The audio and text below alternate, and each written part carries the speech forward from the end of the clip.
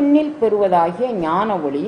அந்த ஞான ஒளியை பெற்றுக்கொண்டால்தான் அருள்நிலை அனுபவத்தை பெற முடியும். கண்ணுல தான் அந்த ஞானத்தை பெற முடியும். விடகலை பிங்கலைங்கக்கூடிய உன்னுடைய வாசியை நிலைநிறுத்தி அதை அங்கே இங்கே சாய ஒட்டாமல் அண்ட உச்சிங்கக்கூடிய அந்த இரு கண்ணில் பெறுவதான ஞானத்தை. திருவாசக தீக்கை. திருவாசக தீக்கை என்பது திருவாசகத்தின் 4 நெடும்பாடல்கள், அதாவது சிவபுராணம், கீர்த்தி திருஅகவல், திரு அண்டப்பகுதி மற்றும் போற்றி திருஅகவல் ஆகியவற்றை ஓதி திரு அண்டப்பகுதியினை 108 முறை ஓதி கும்ப ஜபம் செய்து அக்கும்ப நீரினால் தீக்கை பெறுபவர்களை நீராட்டுவது. இதன் மூலம் திரு அண்டப்பகுதியின் மந்திர உருச்சொற்களால் முயற்சியும் நம்பிக்கையும் இடையரா அன்பும் உடைய அன்பர்கள் திருவாசகத்தின் சிறப்பினை அனுபவ பொருளாக உயிர்த்து உணர்வார்கள். மாமலரும் போது இரு கண்ணில் பெறுவதாகிய ஞான ஒளி.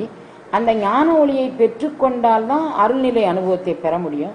காகபுசுண்டர் சிவம் எப்போது உள்ளதோ அது வரைக்கும் காகபுசுண்டர் இருக்கிறார். இன்றைய வரைக்கும் யுக யுகமாக எத்தனையோ யுகத்தை நான் கண்டுகொண்டேன் அப்படின்னு சொல்றாரு. ராமாயணத்தில் வரக்கூடிய எல்லா ஆச்சாரியார்களுக்கும் நான் தான் உபதேசம் பண்ணேன் அப்படின்னு சொல்லி காகபுசுண்டர் அவருடைய பெருநூல் காவியத்தில் அதை பதிவு பண்ணியிருக்கிறாரு. அவர் சொல்றாரு, நான் ஏன் இந்த மாதிரி இவ்வளவு நாள் நான் இருந்தேன் அப்படின்னு சொல்றதுக்கு அவர் சொல்றாரு, காணாத காட்சியெல்லாம் கண்ணில் கண்டு காகபுசுண்டர் என்ற பெயரும் பெற்றேன். தோணாமல் நான் அலைந்து சிறிது காலம் துருவம் என்ற பிரம்மத்தை அடுத்து கேட்க நாணாமல் அண்ட உச்சி தன்னிலேதான் நாடியே மனத்தாலே நாட்டமாக கோணாமலே பாருமென்று எனக்கு சொல்ல கூசாமல் மனம் ஒன்றாய் இருந்தேன் நானே. இறைவன் எனக்கு காட்டி கொடுத்து என்னுடைய குருநாதர் என்ன சொன்னாரு, காணாத காட்சியெல்லாம் கண்ணில் கண்டு. இந்த கண்ணில் தான் இந்த ஞானத்தை பெற முடியும். அதை இவர் இந்த கண்ணில் பெற்ற இந்த ஞானத்தை இதில் சொல்லாரு. ஏந்த மாமலரிட்டு முட்டாததோர் இயல்படும். அந்த அந்த அந்த முட்டாது இடையீடு இல்லாமல் கண்ணில் பெறும் ஞானத்தை பெற்றுக்கொள்ள வேண்டும். அதை காணாத காட்சியெல்லாம் கண்ணில் கண்டு காகமடா புசுண்டர் என்று பேரும் பெற்றேன். புசுண்டம் தாமரை, அந்த கண்மலர்மனை, அதனால எனக்கு காகபுசுண்டர் அப்படிங்கக்கூடிய ஒரு பேர் வந்துச்சு. தோணாமல் நான் அலைந்து சிறிது காலம் துருவம் என்ற பிரம்மத்தை அடுத்து கேட்க, நான் பரவழி அனுபவங்கக்கூடிய அனுபவத்தில் நுழைந்து நான் இதெல்லாம் என்ன, இந்த அருள் அனுபவமெல்லாம் எவ்வாறு உள்ளது என்று நான் அவர்களை அடுத்து, அதாவது அவர்களை போய் தேடி கண்டுபிடிச்சு கேட்க, நாணாமல் அண்ட உச்சி தன்னிலேதான் நாடியே மனத்தாலே நாட்டமாக. அண்ட உச்சி அப்படிங்கக்கூடியது அந்த கண்விழிக்கு பேர் அண்டம் அப்படின்னு பேரு. அந்த கண்விழி மத்தியில் இருக்கக்கூடியதை நீ போய் நீ ஒன்று நாடி, அந்த நாட்டத்தை அப்படின்னா அதுவும் கண்விழியில் வைக்கக்கூடியது தான். அதில் போய் நீ பாரு.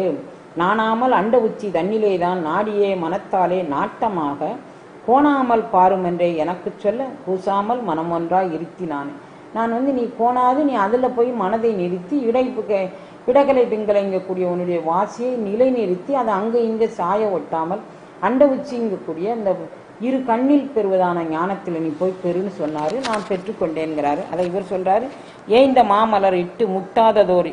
அந்த மாமலர் அதை முட்டாமல் நான் அண்ட உச்சி வரை கொண்டு சென்றேன்.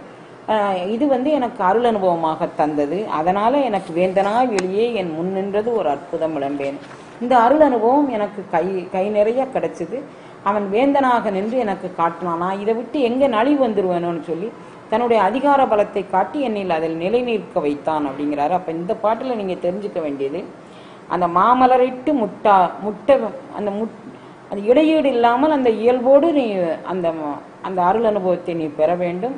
வேந்தனாக அவன் நின்று நம்மளை முழுமையாக ஒப்பு கொடுத்தாதான், இந்த நாட்டு பிரஜைன்னு இருந்தால் தான் என்னை கண்டிக்கிறதுக்கு இருக்கணும். இவர் சொல்கிறாரு, அப்பர் சுவாமிகள் நான் உன்னாட்டு பிரஜனை நினச்சாடா நீ என்னைய கூப்பிட்டு விடுற, நான் ஒன்னாட்டு பிரச்சனை இல்லை. யானேல் வானோர் அம்மானை தன்னல் ஆரூர் தடங்கடலை, நான் சாதாரண ஆள் இல்லை. வானோர் அம்மானை தன்னல் ஆரூர் தடங்கடலை தொடர்ந்தாரே அடங்கச் செய்வான் அவனுடைய அடித்தொண்டன். நீ உன்னுடைய அடித்தொண்டன் நினச்சிக்கிட்டு என்னைய கூட்டு விட்டியாக்கும். யாம் யாருக்கும் குடியெல்லாம் நமனை அஞ்சோம். அவர் அப்படி மாதிரி உறுதிப்பட சொல்றார்.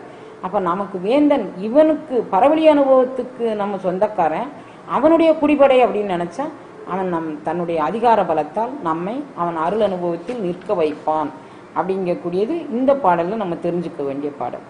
அப்புறம் மூணாவது பாடலில் சொல்கிறாரு, நடித்து மண்ணிடை பொய்யினை பல செய்து நான் எனது என மாயம் கடித்த வாயிலே நின்று முன் வினை மிக களறியே திரிவேனே பிடித்து முன் நின்று அப்பெருமறை தேடிய அரும்பொருள் அடியேனே அடித்து அடித்து அக்காரம் முன் தீற்றி அற்புதம் அறியேன். இப்போ இதில் வந்து நான் எனும் மாயம் கடித்தவாய், எனது எனும் மாயம் கடித்தவாய், மாயம் என்னும் மாயம் கடித்தவாய், அப்புறம் வந்து இந்த இத்தனை வாய் கடித்ததில் நான் தெரிஞ்சுக்கிட்டு இருக்கிறேன். அதை அவர் சொல்கிறார். நான் எனது எனும் மாயம் கடித்த வாயில், அப்போ கடித்த மாயம் கடித்த வாய் அப்படின்னு இத்தனை மாயங்களும் கடித்த வாயிலே நான் இது மாதிரி இருக்கிறேன். அதனால் எனக்கு இதிலிருந்து விடுதலை வேணும் அப்படின்னு சொல்கிறாரு. அப்போ இது வந்து அடியனாக்கியது அப்படின்னு இதில் ஒரு எம்பெருமானுடைய திருக்கருணையை முன் வைக்கிறார். அரும்பொருள் அடியேனே அடித்து அடித்து அக்காரம் தீற்றியது. இப்போ இறைவன் வந்து இவரை வந்து அடியவனாக செய்து கொண்டது அப்படிங்கக்கூடிய ஒரு தகுதியை, ஒரு அருள்நிலை அனுபவத்தை இந்த பாடலில் கொடுக்குறாரு. நம்ம அவனுக்கு ஆட்பட மறுத்தாலும் கூட அவன் வேந்தனாக பரவலியாக இருக்கிறான் என்பதை உணர்ந்து அவனை சரணடைந்தோமானால் அவனுடைய ஆளுகைக்கு உட்பட்ட பொருள் ஜீவர்களை திருத்தி பண்ணிக்கொள்வது அவனுடைய பண்புங்கிறதுனால அவனே நம்மளை திருத்தி பண்ணிக்கொள்கிறான். அப்போ அவனுடைய ஆளுகை இல்லாமல் வேறு எந்த இடமா இருக்குது அப்படின்னா, நாம் அவனுடைய ஆளுகைக்கு உட்பட்டவனா அது ஓயாதே உள்குவார் உள்ளிருக்கும் உள்ளான். யார் அவனை நினைக்கிறோமோ அவங்கள தான் அவனும் நினைக்கிறான். அப்போ அவன் அரசியல்வாதியாமா அப்படின்னா இல்லை, ஜீவ சுதந்திரம் கொடுத்துருக்குறான். நம்ம சமயத்தை மாதிரி கடவுளை எத்தனை வேணால் திட்டிக்கலாம், நம்மளை யாரும் கேட்பார்ல. ஒரு குருவை எத்தனை வேணால் யார் வேணால் விமர்சிக்கலாம், நம்மளை யாரும் கேட்பார்ல. இந்த சமயம் மாதிரி வேறு எந்த சமயத்திலும் இவ்வளோ சுதந்திரம் கிடையாது. சர்வ சுதந்திரமான சமயம் அது. அதனால் நம்ம வந்து நம்ம அகப்பட்ட விரும்புனா இறைவன் ஏற்றுக்கொள்வான், அகப்பட மறுத்தா விட்டுருவான்.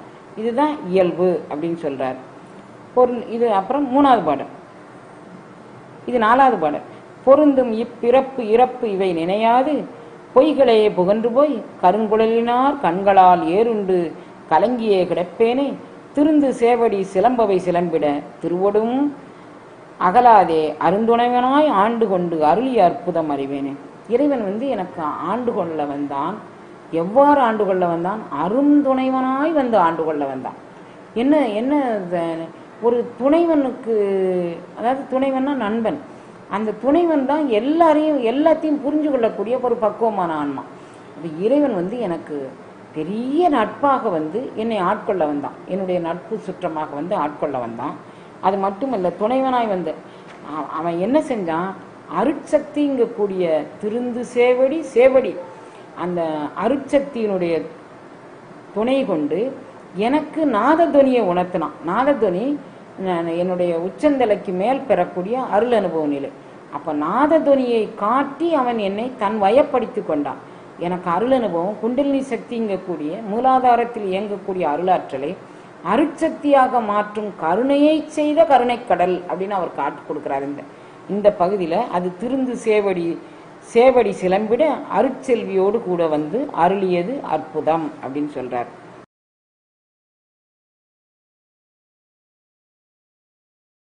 திருவாசக தீக்கை. திருவாசக தீக்கை என்பது திருவாசகத்தின் 4 நெடும்பாடல்கள், அதாவது சிவபுராணம், கீர்த்தி திருவகவல், திரு அண்டப்பகுதி மற்றும் போற்றி திருவகவல் ஆகியவற்றை ஓதி திரு அண்டப்பகுதியினை 108 முறை ஓதி கும்ப ஜபம் செய்து அக்கும்ப நீரினால் தீக்கை பெறுபவர்களை நீராட்டுவது. இதன் மூலம் திரு அண்டப்பகுதியின் மந்திர உருச்சொற்களால் முயற்சியும் நம்பிக்கையும் இடையறா அன்பும் உடைய அன்பர்கள் திருவாசகத்தின் சிறப்பினை அனுபவப் பொருளாக உய்த்து உணர்வார்கள்.